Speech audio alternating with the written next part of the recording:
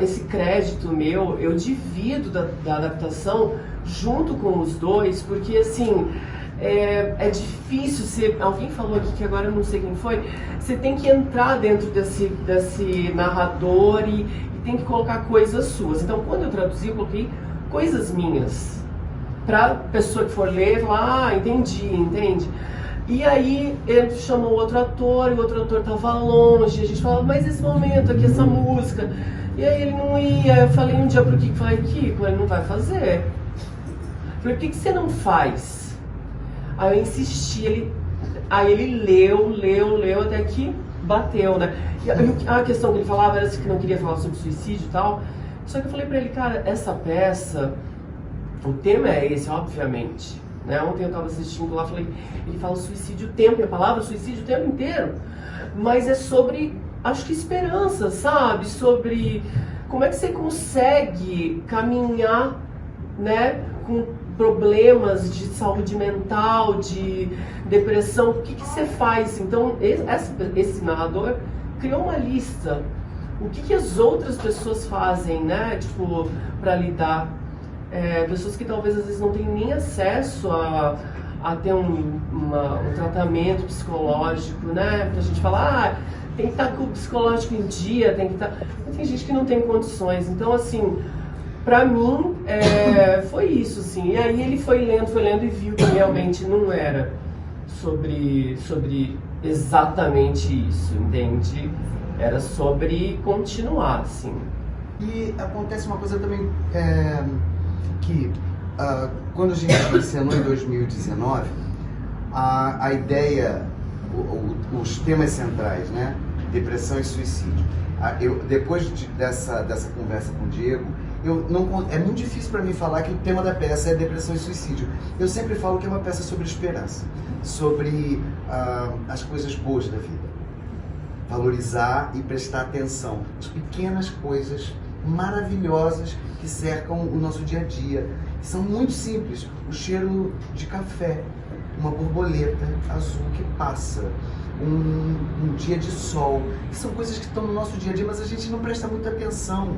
A gente presta muito mais atenção na tragédia do que nas belezas. Eu sempre começo falando isso, né? Eu sei o quão difícil pode parecer uma interação no teatro. A gente está sempre, quando a gente fala em interação no teatro, a gente sempre é colocado, a gente sempre é levado para a ideia de que a gente vai ser colocado numa situação constrangedora, ridícula, que não vai saber o que fazer. O que acontece nessa peça é uma interação muito respeitosa. E eu, de verdade, vou encaminhando quem está interagindo comigo, eu vou encaminhando, eu vou dando as dicas, eu vou dizendo o que precisa falar, o que precisa fazer.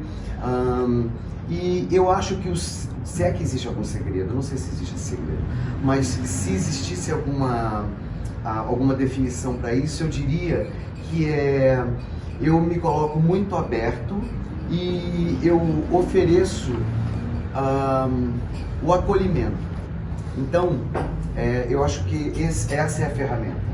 É o que faz com que as pessoas comecem, como você falou, no início, ainda desconfiadas, mas elas lentamente vão entrando no jogo e mesmo depois, quando você não pede mais a participação ela continua acontecendo. Ontem aconteceu uma situação, na cena em que a namorada pede ele em casamento, alguém da plateia começou a dizer, aceita, diz sim. Eu dou um tempinho ali e acho muito lindo isso. Na hora do beijo também. Não beija logo. Então é muito lindo pensar que a participação ela começa tímida, mas aos poucos a peça, eu acho que a estrutura da peça vai ganhando também vai criando essa cumplicidade. Eu acho que tem um momento em que as pessoas, todo mundo percebe que todos nós estamos no mesmo jogo. Não existe essa fronteira entre plateia e palco, entre público e ator. Isso é desfeito. Começa no início porque é uma convenção e a gente vai quebrando essa convenção aos poucos. Vai para um lugar, várias pessoas que não se conhecem, para olhar para outra pessoa que você não conhece, contar uma história que vai mexer com você. Isso é um poder do teatro. Eu acho que nesse espetáculo, a felicidade que a gente tem, eu olho para o Kiko em cena, eu fico pensando que os primeiros atores que andavam pelas cidades sozinhos para contar uma história nas pequenas vilas, isso é um resgate mesmo, não é poesia que eu estou dizendo, isso é real, isso é real. O poder dele de contador de história, de reunir as pessoas e as pessoas se enxergarem nele, e tá todo mundo na mesma luz, e tá todo mundo igual, e todo mundo se olha o rapaz que foi fazer o veterinário, olha como ele fez, e quando ele diz alguma coisa, diz, todo mundo tá assim, eu sinto isso, todo mundo sente. Isso é de um poder incrível. Não é à toa que o teatro voltou com tanta força também após a pandemia, que todo mundo precisava se encontrar, todo mundo precisava se olhar no olho, tirar um pouco o olho do celular, tirar um pouco o olho da tela e olhar um para o outro.